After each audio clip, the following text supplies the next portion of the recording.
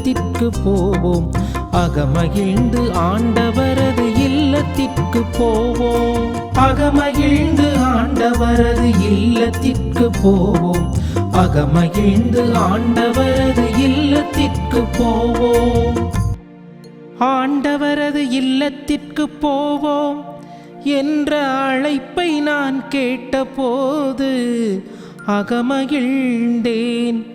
எருசலேமே, இதோ நாங்கள் அடியெடுத்து வைத்து உன் வாயில்களில் நிற்கின்றோம்.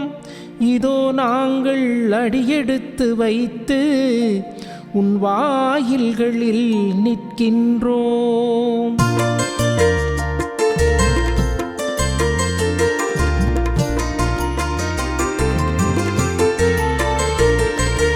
அகமகிழ்ந்து ஆண்டவரது இல்லத்திற்கு போவோம். அகமகிழ்ந்து ஆண்டவரது இல்லத்திற்கு போவோம். அகமகிழ்ந்து ஆண்டவரது இல்லத்திற்கு போவோம். அகமகிழ்ந்து ஆண்டவரது இல்லத்திற்கு போவோம். ஆண்டவரின் திருக்குலத்தார் அங்கே செல்கின்றனர். இஸ்ரவேல் மக்களுக்கு இட்ட கட்டளைகளுக்கிணங்க ஆண்டவரது பெயருக்கு அவர்கள் நன்றி செலுத்தச் செல்வார்கள். அங்கே நீதி வழங்க அரியணைகள் இருக்கின்றன. அவை தாவீது வீட்டாரின் அரியணைகள்.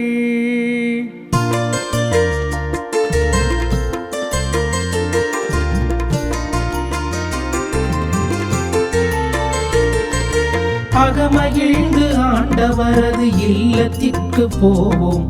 அகமகிழ்ந்து ஆண்டவரது இல்லத்திற்கு போவோம். அகமகிழ்ந்து ஆண்டவரது இல்லத்திற்கு போவோம். அகமகிழ்ந்து ஆண்டவரது இல்லத்திற்கு போவோம். திரைதான் இன்று பூவிதழ். செத்துக்களாய் சேர்ந்து இருக்கும் உயிர்களே, செவிகளுக்கு தேனாய் திரையில் ஊட்ட, சுவைக்கும் தருவாய் என்றுமே மனதில் நினைவூட்ட, ஒளி ஒளி சங்கமத்தில் உலகம் காணும் ஒரு இனிய தருணம். பார்வையாளர்களின் இதயம் மலரும் எண்ணங்களால் வர்ணம். இறை செயல் மனக்கட்டுக்களை அவிழ்க்க, இறை சொல் நெஞ்சங்களை துளைக்க, இத்திரை வாசல் வழி வரவேற்கின்றோம். பார்த்திராத சிந்தனைகளை பருக காத்திருக்கும் செத்துக்களே, வண்ணங்கள் நிறைந்த சிந்தனையோடு விருந்துக்கு அழைக்கின்றேன். மாதா தொலைக்காட்சியின் அன்பு நேயர்கள் அனைவருக்கும் இயேசு கிறிஸ்துவின் இனிய நாமத்தால் வணக்கங்களும் வாழ்த்துக்களும். தினம் ஒரு திருப்பாடல் என்ற நிகழ்ச்சியில் உங்களை சந்திப்பது மற்றற்ற மகிழ்ச்சி. இந்நிகழ்ச்சியின் மூலம் உங்களது நேரத்தையும் எனது சிந்தனையையும் ஒன்றாக செலவிடுவோமா? இன்று நாம் பார்க்கவிருக்கும் திருப்பாடல் 122. இத்திருப்பாடல் மற்ற திருப்பாடல்களை விட அளவில் சிறியதும் குறுகிய வசனங்களுமே கொண்டது. ஆனால் இதின் பொருள், இதின் உள்ள சிந்தனை அளவு பெரியது. பார்ப்போமா? இத்திருப்பாடல் ஆண்டவரால் தேர்ந்தெடுக்கப்பட்ட தாவீதால் பாடப்பட்டது என்று வரலாறு கூறுகிறது. இத்திருப்பாடல் நாம் ஒவ்வொருவரோடும், அதாவது நம் ஒவ்வொருவரோடும் நமக்கே தெரியாமல் நம் வாழ்வுடன் இணைந்திருக்கின்றது. வருடந்தோறும் நாம் திரு யாத்திரை செல்வோம். கோயில்களுக்கு சென்று, உறவினர்களோடு கோயிலுக்கு சென்று, உறவினர்களோடு கடவுளை ஜெபித்து போற்றி புகழ்ந்து அவரது அன்பிற்கு நன்றி செலுத்தி அவரை புகழ்ந்து பாடுவோம். இம்மக்களும் அதையே செய்கிறார்கள். வருடத்திற்கு ஒரு முறை அனைத்து உறவினர்களும் அனைத்து மக்களும் ஒன்றாக சேர்ந்து திரு யாத்திரை போன்று எருசலேமுக்கு சென்று கடவுளுக்கு நன்றி கூறி வழிபடுகிறார்கள். இன்றளவும் நமக்கே தெரியாமல் நாமும் அதை கடைபிடித்து வருகிறோம். ஏன் இப்படி பார்க்கும் பொழுது ஏன் என்ற ஒரு கேள்வி, ஒரு சில கேள்விகள் தோன்றும். ஏன் அவர்கள் பயணித்து கடவுளை தேடுகிறார்கள்? ஏன் அவர்கள் இருக்கும் இடத்தில் ஜெபிக்காமல் பயணம் செய்து, அதுவும் எருசலேம் சென்று ஜெபிக்கிறார்கள் என்று பார்ப்போம். இப்பொழுது எதற்கு இந்த பயணம் என்று ஒரு கேள்வி வருகின்றது. இத்திருப்பாடல்களில் பல கேள்விகள் எல்லாம். அதில் ஒன்று, எதற்கு பயணம் என்று. எதற்கு மக்கள் பயணம் செய்து இறைவனை வழிபடுகிறார்கள் என்று.